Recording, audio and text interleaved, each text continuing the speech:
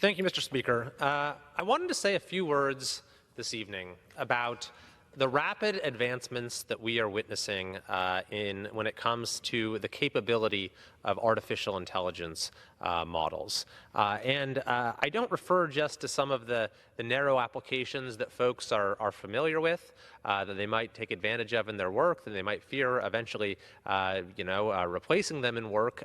These are sort of the narrow conceptions that exist in public discourse, but the broader situation here involves the explicit goal of the leading labs to create what is known as artificial general intelligence, which is incredibly capable models that exceed human capability across essentially any domain.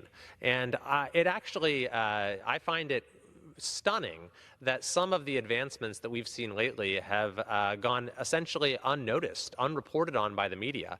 What we've seen just in the last few weeks, I think on several occasions, there should have been front page stories about the dramatic advances that have been made given the capacity these advances hold for transforming our lives, our economy, our society, and much else.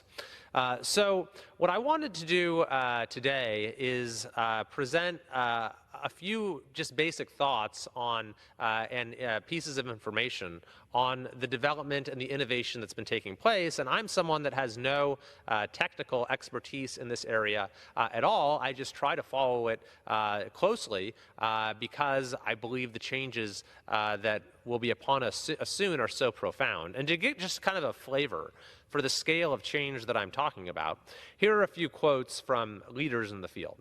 From Sundar Pichai, who's the CEO of Google. He says, AI is probably the most important thing humanity has ever worked on. I think of it as something more profound than electricity or fire.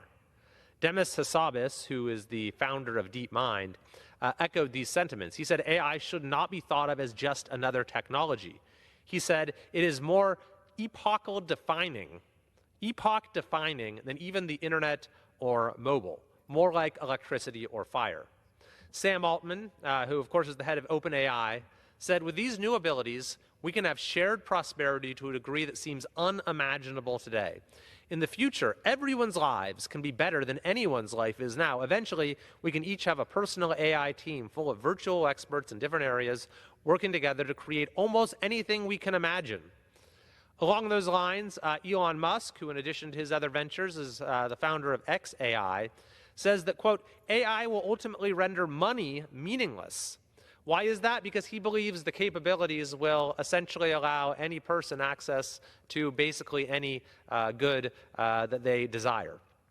Dario Amodei, who is the CEO at another lab, Anthropic, says that it is his guess that powerful AI could accelerate the rate of scientific discoveries by a factor of 10, giving us the next 50 to 100 years of biological progress in just the next 5 to 10 years.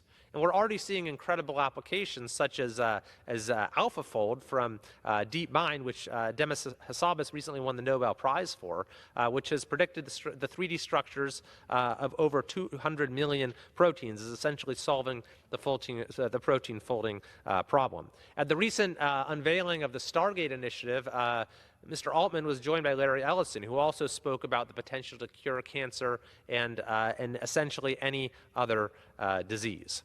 So this might all sound pretty vague, certainly very optimistic. Maybe it sounds like hype.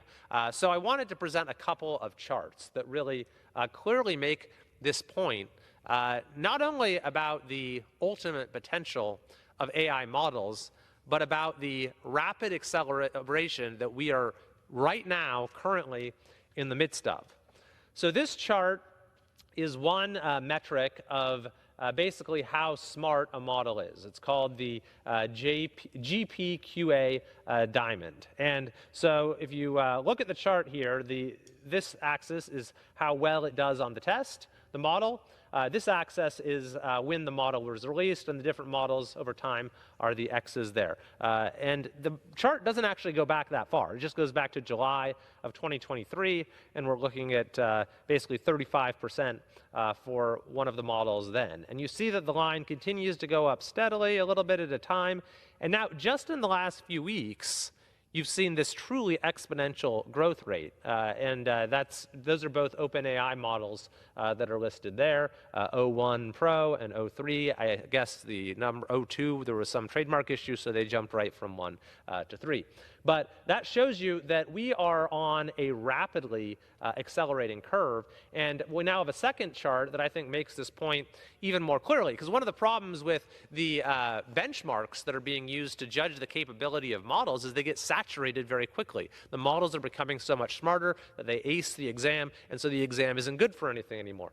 So you had this effort to come up with what they called humanity's last exam, saying once they can solve this, then they've solved just about anything. So this was unveiled, and the model's GPT-4o, which is actually the model that most people use. If you just go to ChatGPT, that's the one that is sort of defaulted to, didn't do so well, 3.3%. However, we are now up to the latest model that OpenAI has released, 26.6%. I included this tweet from, I think this actually is a reporter, who said, when I wrote about humanity's last exam, the leading AI model got an 8.3% score. 5 models now surpass that, and the best model gets 26.6%. That was 10 days ago. So in 10 days, we've gone from 8.3% to 26.6% on humanity's last exam.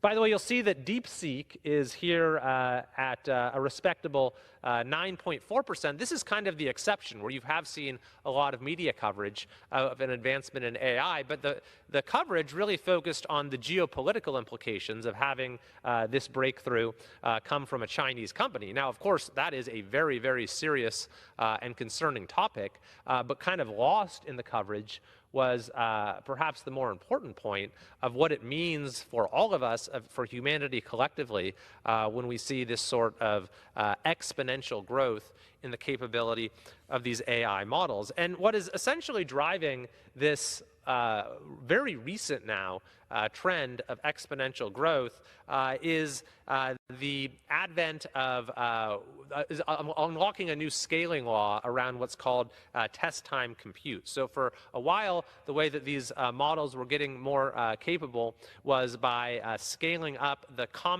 computation that went into training them. So you train the model, and they became more and more powerful as you use more and more GPUs and compute to train them, and then after a fine-tuning process, you end up releasing them and folks use them. So what is now happening is that sort of scaling law has leveled off some, but now the new scaling law that's been unlocked is when you, the user, actually enter a query into a Claude or Gemini or ChatGPT or whatever your model is, it'll take time to sort of think about the answer. And we're scaling up the compute that is involved in that thinking process. So they're called thinking or reasoning models. And just in whatever it was, a few weeks when OpenAI went from the O1 model to the O3 model, we saw this incredible increase in capability, and there's not really any sign that it's slowing down. And so the implication of that is that we might see even more rapid and even more astonishing advances very soon. And it is pretty astonishing what these systems can accomplish even now. I mean, I'm someone who doesn't know how to write a line of code, but you can go to these latest models and say, I can basically design you a rudimentary computer game instantly by just telling the model what to code. And then for some of them, like Claude, it'll actually produce some version of it right there for you, or others you can just cut and paste it into some other application, but then it creates the application for you.